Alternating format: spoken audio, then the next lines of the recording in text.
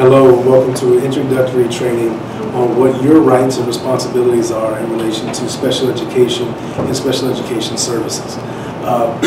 Welcome to, again, our introductory training for Mission Empower. We are an educational advocacy organization that supports families in Erie County, Pennsylvania to help their students who are experiencing difficulties in school, but as well as are navigating the special education process, how to do it successfully and as an informed decision maker. So who are we? Let me tell you in a few moments who our team members are. Jill Harinda Patton is our executive director and founder of our organization. My name is Curtis Jones, and I'm the assistant director as well as the lead trainer for Mission Empower. And this next picture is showing our team that has been compiled of wonderful folks who have a variety of different areas of expertise that are all coming together to help the families that we serve here at Mission Empower to be successful and to have all of the needs met possible through the programs that we offer in this organization. I want to share with you very quickly some of the objectives that we're going to kind of navigate through and the goals that we have to get through in this training. The first one is I want to identify and to let you know about special education and how it is a law, federal and state level law, that is designed to make sure that students who need the additional supports and services get them, but it's done in a legally appropriate and identifiable way. Another thing that I want to share with us through this conversation and this training today, we want to discuss the principles of IDEA, which is the Individuals with Disabilities Education Act, which is that federal law that empowers states to empower school districts to empower parents and families who have children with special education. This third objective today is to make sure that we are understanding special education services and how students qualify for special education services.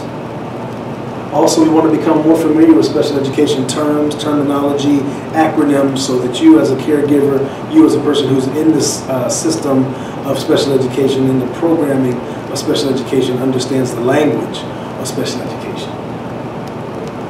And also, we want to end this training today by discussing the importance of having an effective meeting, not just having meetings for the sake of having meetings, but to have and how to have effective meetings. So let's get started. First of all, the first thing that I want to share with you is that special education is not just warm and fuzzy idea that some folks came up with. Actually, special education is a law. And as I mentioned before, it is a federal law that is called the Individuals with Disabilities Education Act, IDEA.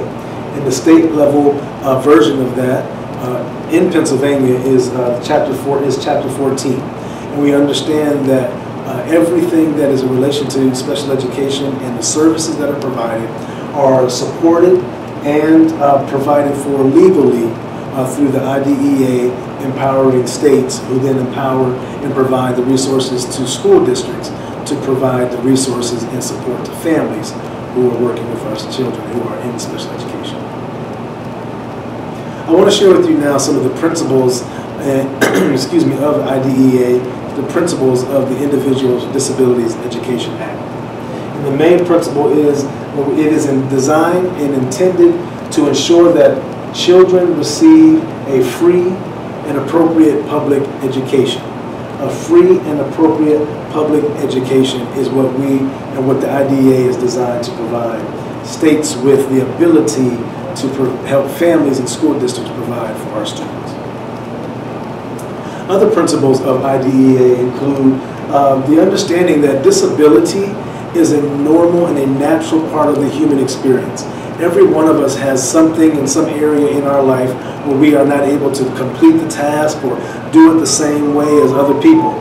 That is, we're disabled in that area, or we are uniquely able to do it in that area. It doesn't mean it can't be done, but it might have to be done in a different way. And so again, IDEA, and one of the principles of that federal law is to understand that all of us have a disability, all of us have a unique ability, and all of us have something that makes us not typical, so that disability is a part of the human experience.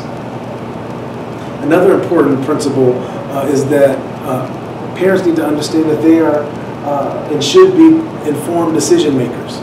Not just a decision maker, we'll talk about it later in this training, but parents and caregivers are 50% of their child's IEP team and learning special education team. And if you're going to be that level of a decision maker, we want you to be an informed decision maker, which is, again, why we do these trainings, why we do these workshops, so that we can get you the information so that you can have the right tools to be, again, like I said, an informed decision maker. Other principles in relation to IDEA. Children with disabilities should be educated in the same or the general learning environment as much as possible. In other words, they should be in an LRE, or a least restrictive environment, meaning students that have disabilities or students that are in special education should be in the general learning environment at the highest level possible, at the greatest amount possible, based on what their strengths and their abilities are. Also, another principle for IDEA is that supplementary aids and services must be considered and looked at. These are options and things and programs and systems that can be put in, accommodations that can be put in place to support students in special education to be in that general learning environment as much as possible. School districts must also ensure that students who are in special education have the opportunity, where it is appropriate and feasible and sometimes creatively done, to participate in extracurricular activities as a part of their learning environment and learning experience as well. And also, the biggest, and I guess the underarching or overarching and undergirding principle of IDEA is that all that is provided through special education services is to prepare students for how to be successful in whatever area of life they want to be in whatever area of life they want to move into after they graduate from high school. So in order for a student to receive special education services, they must be deemed or recognized as eligible for those services. And eligibility for special education services is a two-pronged system of qualifying or becoming eligible. The first prong is you must answer the question, does this child or this student have a disability? If the answer is yes, then we move to the second question, which is, does that disability impede or get in the way of that student's learning? Often I ask this question, the first question to parents or folks that I'm doing trainings with, and I say, if a student has disability, do they automatically qualify for special education? And many times people think they do, but that disability must be getting in the way of their learning for them to qualify for special education. So a student can have a disability, an ADA recognized disability, and not qualify for special education services. So as we go through this process, if a parent recognizes that maybe their student and their child is not operating or learning at the highest level, and they're not getting the maximum out of their educational experience, and they notice that there are some things that are happening that could be improved and tweaked, they can request an evaluation be done by a school psychologist to see if that child, if they have a disability, if that disability is getting in the way of their learning. This evaluation is what's called a multidisciplinary evaluation. And some of the information that has to be brought and pulled into this evaluation are observations from a variety of different areas in that student's life. This evaluation, once it is requested in writing by the parent to the school or the school district, the school has 60 non-summer calendar days to have that evaluation completed once, again, that written permission has been given or requested. Some pointers that will go into making an evaluation successful, and why it's important to have a great and a successful and a well put together evaluation report, is that the evaluation and the evaluation report are is the information that leads to what is going to be implemented through the IEP or the individualized education plan for the student that qualifies for special education. So if the evaluation is good and successful and very hearty and full of good observation and good information, then there's more information to be able to make the IEP a successful tool that's going to help the student maximize his or her educational opportunities. So one pointer for evaluations is it must be based on reliable tests that are administered by qualified school professionals. Another point is that classroom observation is a valid component, but not the full evaluation, but it can be a component. It should be a component of the evaluation. Parent information is another component of that evaluation or another observation tool for the evaluation. Also, there must be no bias on ethnic or linguistic factors. So if a student speaks another language or a language other than English, then you must provide the proper translators and interpreting so that the information can be clearly received and given so that the evaluation can be high quality and successful. And finally, health and classroom screenings are not evaluations, although they can be, as I said before, components or used as components to bring information to the evaluation. And it's important to note that a school psychologist is the professional that may not have to do all of the observations and all of the evaluation, but they are the one who must pull the information that is received. They pull it together, and he or she is the one who provides and puts together the evaluation report. So all of the observations, these multidisciplinary observations, are done by different people, different parts of the team, but the school psychologist is the individual who coalesces it and brings it all together, and then they put together the evaluation report. So now we move from a successful evaluation to the IEP. Schools provide special education based on the student's individualized education plan, or IEP. So once we get all the information and we have the evaluation report, the student is eligible and does qualify for special education services. Then we meet and we discuss through the evaluation report to come up with the IEP, or the individualized education plan.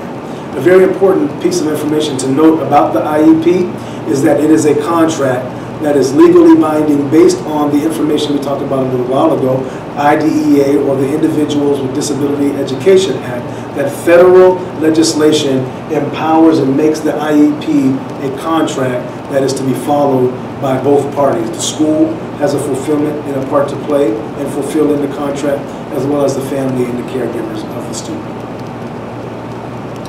Caregivers and staff are each 50% of the IEP team. So parents and caregivers, you are 50% of the team, and the other 50% are the school professionals, the teachers, the aides, and all of the staff that are in the school. You're 50-50 in relation to your part, or your component part of your student's IEP team. And whatever part you play in the student's IEP team or on this student's team, we are working together and collaboratively to be able to provide what is best for them to be successful at the highest level. And we must do that on two fronts, from a student-focused perspective and a strengths-based focus and perspective. And then finally, it's important to understand the Notice of Recommended Educational Placement, or the NORA. This is the part of the IEP where a parent or a caregiver agrees or disagrees, approves or rejects what has been developed and placed in the IEP. Certain components of the IEP and certain things must be evaluated and brought into the conversation as we're developing the IEP for our student. One of the important components of the IEP is that the information should be based on current academic and functioning levels. We must desire to have the highest, most recent, most relevant information academically and their functioning level, so that what's in the IEP is relevant and current and is able to be applicable and implemented appropriately in that student's learning environment. The goals that are part of the IEP must be measurable and achievable. They must be realistic while at the same time being high in expectation. Not only do we have to make the goals and set them to be measurable and achievable and high expectation, but it's important to establish clear time frame on when we will reevaluate, reassess, and when these goals should be met so that we can, again, improve and have a high quality IEP or individual education plan for our students. So the goals must be measurable, achievable, and have an appropriate time frame attached to them.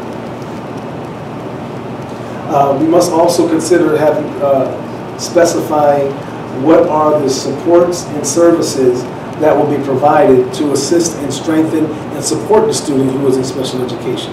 Every student that is in special education has a right to have the necessary supports and services and surrounding them to empower them to be able to be their best and to operate at the highest academic and functioning level possible in the general learning environment as much as possible through, the supports and services that are given and provided to them through their IEP. And finally, again, as I said before, it is designed to make sure and ensure that an LRE is happening, or that the student is in an LRE, the least restrictive environment possible, at the highest level and broadest time frame possible. A couple of legal points that I want to share. We are not lawyers here at Mission Empower, but we do want to share a few of the legal points in relation to the IEP. Remember that the student and the caregivers are equal part of the team, as I mentioned before, 50% of the IEP team. A student that is in special education, once they are age 14, they have to have what's called a transition plan as a part of their IEP, and there must be, when necessary, a transition worker or a transition team member that is focused specifically on making sure that this student has opportunity and exposure and is in environments that allow them to be able to experience what different ideas and what opportunities are available for them once they graduate from high school. Again, remember, the point of this whole special education system, one of the main points of the special education system, is to empower students to be able to have an idea and to be successful in what they want to do after high school. Something else that must be considered in the conversation of the IEP is whether the student is eligible for what's called ESY, or extended school year. This is where students will get additional learning and skill development, support and retention activities if they qualify during the summer to help ensure that they don't regress too far in between school years. And also there's a component where if a public school is not able to provide the services necessary, the team can participate and connect with an approved private school to be able to provide those services for them. Again, supplementary supports and services are extremely important. These can go a long way towards supporting families. These supports and services can go a long way to supporting families, but more specifically supporting students in their learning experience and their learning environment. Those supports and services could be one extreme of just simply having an opportunity to take a downtime or have a designated place where they can de-escalate when they become overwhelmed or overly frustrated. Another example could be being able to have extended time for assignments to be turned in, or extended time for testing, or a smaller environment or a more quiet environment to take tests in than the general classroom. Those are accommodations or supports and services, as well as the other extreme of assistive technology that may be a viable option for students to receive that support and service to help them to be successful in the learning environment. Disability needs awareness for staff and for peers. It's important to empower the school staff, and that they are empowered with as much information, high quality and useful information that will allow them to be able to be successful at helping and supporting students who are in special education, again, to be their best self and to get that free and appropriate public education that they all deserve. So we've talked a lot about IEPs and individual education plans and evaluations and all of these component parts of the special education system. But I want to now kind of move into the conversation of where does this happen? Are we on the phone talking about this? Is this emails? What are we doing? And most of this work is done in meetings. This is when the team comes together in the same room, around the table, and actually negotiates and advocates and provides ideas and options and supports and services for the students that are in special education. And so when we're talking about the IEP team meets in the IEP meeting. There's transition team meetings. There's a variety of different meetings that you will participate in as a caregiver and a support for your child through this process of special education. In order for you to be successful in these meetings, it's important to understand some of the language that you're going to see and hear, some of the words, some of the acronyms here, as you see on this slide, are alphabet soup. Some of these acronyms that are important information that if you don't know what they mean, you may be missing something. You may be caused to be unclear on a particular piece of information that may be extremely important for you to know so that your child can be supported and strengthened appropriately. So you want to understand what IEP means. You want to understand what FAPE or free and appropriate public education means. You want to know what ESY or extended school year means so that when you're in these meetings, in these sessions, you can have the information and you can recognize when you hear an acronym or you hear certain language what it means. And if you don't, let me say this, ask the question. If you don't know, it's information that you need to know. So meetings are extremely important. It's where a lot of this work takes place. So the next phase, or the next part of this training, I want to share with you the 3 phases of the meeting.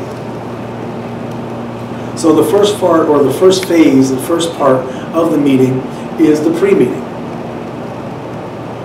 This is a part of the meeting before you go. This is what you do in preparation for the meeting. You obtain all the students' information, all the records that you think and know will be pertinent for them, or the information to be made available while you're in that meeting. So if there's medical reports or mental health documentation or other information that you think would be pertinent for the school to know and to have in this meeting, you gather all that together. Prepare your goals and concerns for that meeting. What do you want to happen in that meeting? But do it and prepare for it ahead of time so that you can be prepared walking in. So if when something happens that maybe is unexpected, you're not as easily distracted or turned away. You're prepared for what you want to share and what you want to get out of this meeting. And in relation to preparation, you want to also rehearse those important points, those important things that you don't want to miss as you're sitting in the meeting that you are going to be participating in. And finally, also in preparation for the meeting, consider bringing food to the meeting. Now, again, it may not mean bring a 7-course meal to the meeting, but sometimes it's just nice to have something that will break the ice, something that will build relationships, something that will make the environment as tense-free or tension-free as possible. And I've seen families bring donuts, I've seen families bring candy, I've seen families just bring something that will break the ice and build a relationship component of those who will be participating in that meeting.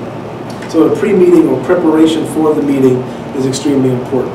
And once you're prepared for the meeting, what we then move into is how do you operate while you're in the meeting, while the meeting's in process. And in the process of the meeting and as the meeting is progressing, what's going on? First of all, feel free to take someone to that meeting with you. It could be one of our advocacy team members here at Mission Empower. It could be a neighbor. It could be another family member. It could be the other parent. It could be whoever in the team that you want to bring to the table that's going to help you work to get all the information that is necessary to be able to be an informed decision maker again, but also be able to understand all the components that are happening in that meeting. You want to make sure you have someone with you if you feel that that will be the necessary support that you need. Also, it's important to recognize, and this is sometimes challenging for us to do, is to recognize that the school has particular interests in relation to your student and your child being successful as well. The school staff, as well as you and your family, are absolutely student-focused in wanting their child and your student to be at his or her best and at the highest level of learning, and they can get the most out of their learning environment. But the school has different interests in ways of getting there and certain responsibilities that we as caregivers and we as families don't necessarily have to be burdened with in order to make sure that the implementation of what is developed in the IEP and in the IEP meetings was implemented in certain parts of that we don't have to do. So for example, maybe there's an aid that has to be provided or a special room that is provided. We as caregivers and family members aren't responsible for making sure that happens, but the school is. And so that's another interest or a component part of their responsibility to make sure it's done. And we get to recognize that as parents, that there is a little extra work, and sometimes a lot of extra work, that it goes upon them as the school professional to provide that free and appropriate public education for our children and our students. Another component that's important is to note and recognize successes of the student, also note and recognize successes of the school staff, because this is a team. Recognize that everything doesn't work perfectly all the time, but when things are going well, let's note that, let's recognize that, and we can build on those wins and those successes. And finally, understand that silence can be a useful tool. Sometimes when we talk back and forth, the person we're talking to may or may not understand that we don't know really what's going on. Sometimes arguments can ensue out of frustration, but sometimes it's just good to study how to be quiet, study how to take a moment and breathe, but also allow them to know that I'm not understanding or I'm not agreeing through your silence. So as we're going through the process and the progress that we're making throughout the course of the meeting, then we must, before we end up the meeting, we must begin to look at how we can leave in a successful way. Wrapping up the meeting. Understand and make sure you understand the documents that are in the meeting or that are shared in the meeting, things that you're signing, things that are passed around. Make sure you know what you're looking at and the components of those particular documents and how they affect your child's learning environment and the successes, or excuse me, the supports and services that he or she will be receiving through the information in those documents. Evaluate all of these solutions that were offered. During the course of these meetings, often there's a lot of information shared and ideas that are expanded and thrown out, and we want to make sure that we look through these solutions and see if they're viable, vet them to see if they're going to work and how they're going to work for our students in the school environment. Ask questions, ask questions, ask questions. There's no dumb question. If you don't know the information, you have a responsibility to ask the question so that you can get the information. And finally, it's important, again, this is around building relationships and recognizing we are a team. Send a thank you note. Even if it's not the most successful meeting, or if it's not what you always wanted to get out of all of that you wanted to get out of the meeting, it's important to just, again, build that relationship and say, hey, thanks a lot. I'm glad you're fighting and working with me to help my child to be his or her best self in their learning and academic environment. So the pre-meeting, what's going on during the meeting and wrapping up the meeting are extremely important components and phases of this special education process, because that's where a lot of the heavy lifting of making sure our students have the right information, right supports, right environment for them to be academically as successful as possible. I want to take this moment to thank you for joining us in this training.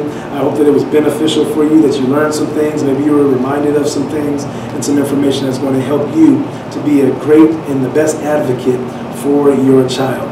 If you have information or questions that you want and information that you want to share with us, you can feel free to check us out on our website at missionempowered.org. You can leave a note for us, shoot us an email, check out the many resources that we have on our website.